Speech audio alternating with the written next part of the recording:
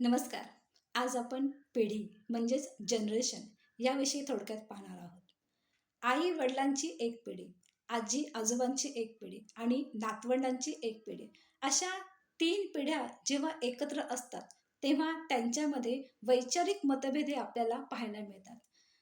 हे जे वैचारिक मतभेद असतात, ते कशामुळे निर्माण होतात? तसंच ह्या पिढ्यांना काय नावाने संबोधलं जातं, याविषयी आज आपण थोडक्यात पाहू. प्रत्येक पिढी विशिष्ट कालावधीमध्ये जन्मलेल्या आलेल्या लोकांचा समूह असतो. त्यांचे विचार, त्यांच्या सवयी, त्यांची जीवनशैली ही त्या काळातील समाजाच्या आर्थिक आणि तांत्रिक घडामोडीवर अवलंबून असते. पहिली जी पिढी आहे ती जनरेशन सायलेन्स, म्हणजे ज्यांचा जन्म हा 1928 ते 1945 या दरम्यान झाला, त्या पिढीतील लोकांना जनरेशन सायलेन्स म्हणून संबोधलं जातं. ह्या पिढीचं वैशिष्ट्य म्हणजे ही पिढी अत्यंत शांत आणि शिस्तबद्ध स्वरूपाची अशी होती. त्याचप्रमाणे या पिढीतील लोक हे कुटुंब केंद्रित असे होते. त्या काळातील लोकांनी दुसरं महायुद्ध, महामंदी आणि स्वतंत्र चळवळ अतिशय जवळून पाहिली होती. त्यामुळे या पिढीला सायलेंट जनरेशन म्हणून ओळखलं जातं. दुसरी जी पिढी आहे तिला बेबी बूमर्स म्हणून ओळखलं जातं. ज्यांचा जन्म हा 1946 ते 1964 या कालावधीमध्ये झाला, त्या पिढीला बेबी बूमर्स असं म्हटलं जातं. ही पिढी मेहनती तर आहेच, त्याचप्रमाणे ती उद्योगभिमुख अशी स्वरूपाची आहे.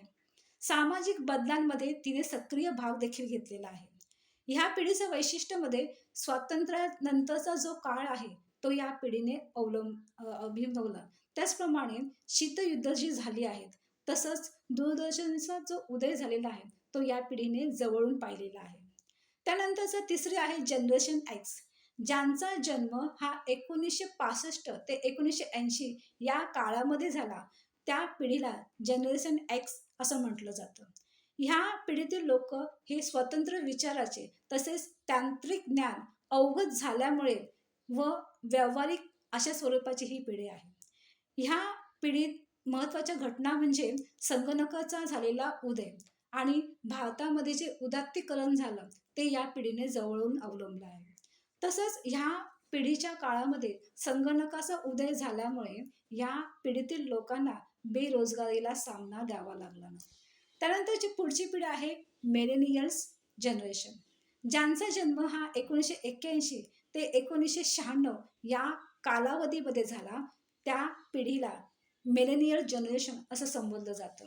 ह्या काळातील लोकांनी ही तंत्रज्ञानप्रेमी अशा स्वरूपाचे आहे. तसंच ही पिढी अनुभवाला प्राधान्य देते. समाजामधील नेटवर्किंगमध्ये ही पिढी सक्रिय असलेलं आपल्याला पाहायला मिळतं. ह्या पिढीचे प्रमुख वैशिष्ट्य म्हणजे इंटरनेटचा प्रसार यांच्या काळामध्ये आपल्याला पाहायला मिळतो. त्याचप्रमाणे 9/11चा जो हल्ला झाला तो या पिढीने जवळून पाहिलेला आहे. मोबाईल फोनचा वापर, त्याचप्रमाणे सोशल मीडिया हे या काळामध्ये उदयाला आलेली प्रसारमाध्यमं आहेत. तसंच आर्थिक मंदी जी 2008ची आहे ती या पिढीने जवळून पाहिलेली आहे. पुढचे आहे झेड जनरेशन, म्हणजेच आत्ताच्या काळामध्ये नेपाळची सत्ता जी उद्ध्वस्त करून टाकलेली आहे अशी जनरेशन झेड. ह्या पिढीतील जी लोक आहेत त्यांचा जन्म हा 1997 ते 2012 या कालावधीमध्ये झालेली ही पिढी आहे. ही पिढी जास्त करून डिजिटल वर्ल्डमध्येच गुंतलेली आपल्याला पाहायला मिळते. ह्या पिढीतील लोक हे वैविध्यता म्हणजे वेगवेगळ्या प्रकारचे शोध घेण्यात पुढे असते. तसंच सोशल मीडियावर ही पिढी अत्यंत प्रभावी असलेली आपल्याला पाहायला मिळते.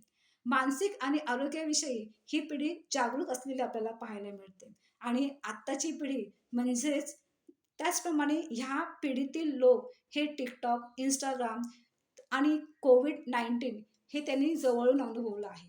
आणि जी आत्ताची 6वी जनरेशन आहे ती म्हणजे जनरेशन अल्फा, ज्यांचा जन्म हा 2013 ते 2025 या कालावधीमध्ये झालेला आहे. अशी पिढी म्हणजे जनरेशन अल्फा, म्हणजे आत्ताची सध्याची पिढी.